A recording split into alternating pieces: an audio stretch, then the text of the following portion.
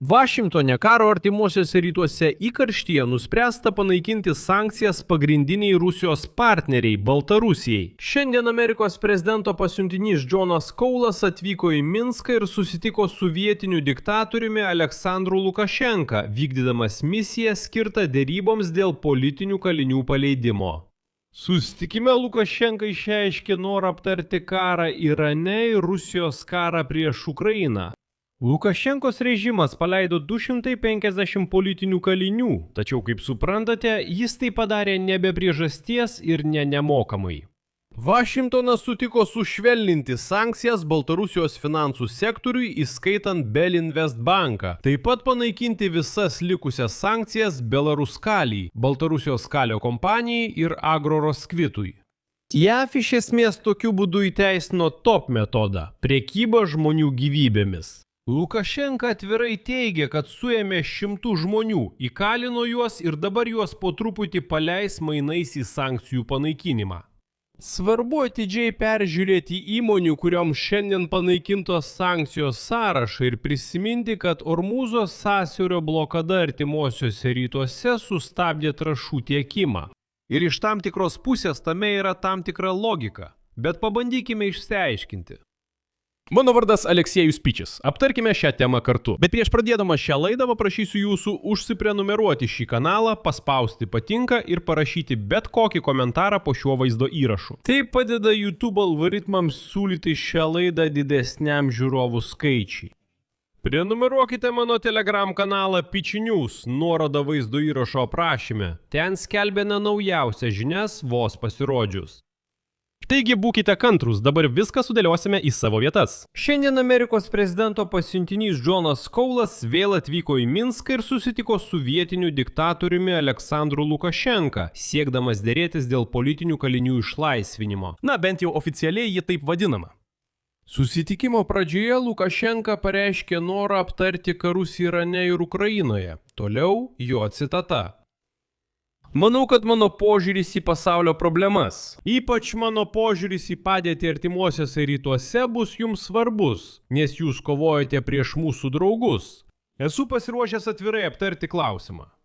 Apskritai verta priminti, kad Trumpas pavedė Kaului pabandyti išlaisvinti daugiau nei 1100 baltarusių, kurie šiuo metu yra už grotų dėl politinės ar žmogaus teisių gynimo veiklos Baltarusijoje. Ankstesnės dėrybos išlaisvino per 100 politinių kalinių, tarp jų ir Nobelio premijos laureatą. Nobelio taikos premijos laureatas Alesis Beliackis, opozicijos politikai Marija Kolesnikova ir Viktoras Babarika. Už tai JAV iš dalies panaikino sankcijas Baltarusijai ir problema ta, kad tai pradėjo labai pavojingą procesą. Dabar bet kuris diktatorius pasaulyje puikiai žino, kad Amerika vis dėlto derasi su teroristais, kurie groda žmonės ir įkalina juos dėl politinių motyvų. Lukašenka taip ir pasielgė, suėmė oponentus ir gali reikalauti iš Donaldo Trumpo atšaukti sankcijas mainais į jų paleidimą. Kita vertus, dalis analitikų mano, kad tokiu būdu Vašingtonas taip pat tikisi tam tikrų mastų atitolinti Lukašenką nuo Vladimiro Putino. Baltarusijos opozicija mano, kad ši pastanga beprasmiška, bet dėkoja už politinių kalinių paleidimą. Lukašenka jau pareiškė, kad ruošiamasi dideliam sandoriui tarp JAV ir Baltarusijos, tačiau jis nebus pasirašytas Rusijos sąskaita. Šiandien Baltarusijos diktatorius Aleksandras Lukašenka pamilavo 250 asmenų nuteistų už tariamus ekstremistinius nusikaltimus. Ir štai Lukašenkos spaudos tarnyba pareiškė, cituoju.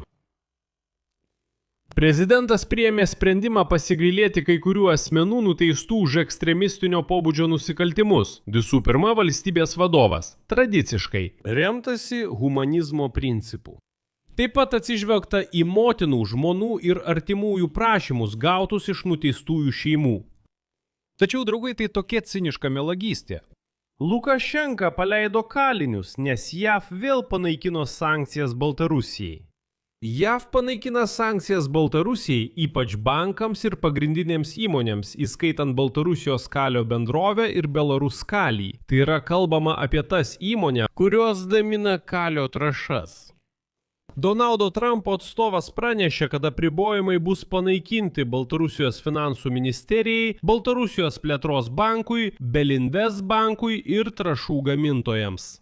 Sankcijos panaikintos, kad Baltarusija galėtų be kliučių parduoti trąšas vakarams ir gauti už jas mokėjimus. Čia reikia paaiškinti, kodėl Donaldo Trumpo komanda taip skubėjo panaikinti sankcijas būtent šioms Baltarusijos įmonėms.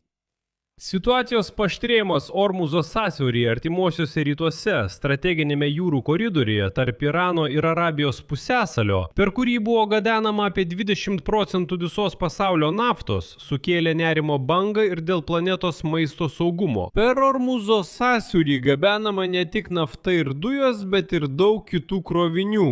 Ir štai dėl Irano krizės Kinija pamažu tampa pasaulinių trąšų rinkos monopolistu. Dabar atidžiai stebėkite.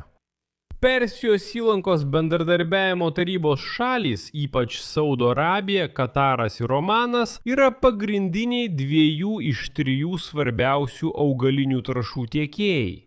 Pirma, šioms šalims tenka apie 1/4 pasaulinio karbamido eksporto. Tai azotinė trąša, kuri skatina lapų ir stiebų augimą. Antra, šios šalys atlieka dar svarbesnį vaidmenį fosforo trąšų gamyboje. Fosforo gamyba reikalauja sieros, kuri gaunama iš naftos ir dujų, o 1/3 visos tokios sieros pasaulyje gaunama artimuosiuose rytuose. Fosforas yra viena iš 3 pagrindinių maistinių medžiagų augalams, kartu su azotu ir kaliu. Be pakankamo šių elementų kiekio dirvožemyje neįmanoma gauti normalaus grūdų, daržovių ir vaisių derliaus. Todėl Trumpas tarsi skuba išleisti į pasaulinę rinką baltarusišką kalį, kad bent šiek tiek sumažintų trąšų trūkumą pasaulyje. Tačiau, ir turiu tai pažymėti, čia Trumpas vėl smogė savo sąjungininkui, juk Kanada yra dominuojantis žaidėjas pasaulinėje kalio rinkoje ir būtent Kanada dabar galėtų padengti trūkumą. Trumpas nusprendė įleisti Baltarusiją į rinką, taip pat verta prisiminti, kad kalbos apie masinį badą perdėtos. Primenu, kad Rusija net po 2022 metų įsiveržimo į Ukrainą išliko didžiausia trąšų eksportuotoja pasaulyje, o sankcijos to nepakeitė. Po 2022 metų masinio bado nuogąstavimai pasirodė perdėti. Nuo 2022 metų pasaulinis bado lygis šiek tiek sumažėjo, todėl dabartinė krizė rimta, bet ne katastrofiška. Tai gera proga panaikinti sankcijas Lukašenkai. Trumpas nenori, kad Kinija pasinaudotų artimųjų rytų krize. Šiuo metu Kinija gamina 13% pasaulio kalio atsargų. Retoriškai sankcijų Baltarusijai panaikinimas gali būti aiškinamas artimųjų rytų krize. Tačiau iš tikrųjų ir be baltarusiškų trąšų pasaulis nežuvo nuo bado ir nežūtų ir šį kartą.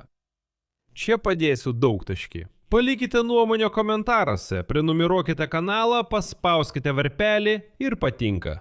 Jei šis įrašas jums buvo įdomus ir naudingas ir norite paremti mūsų YouTube kanalo veiklą, tai galite padaryti finansiškai per bet kokią paramą, prenumeratą ar rėmimą YouTube platformoje.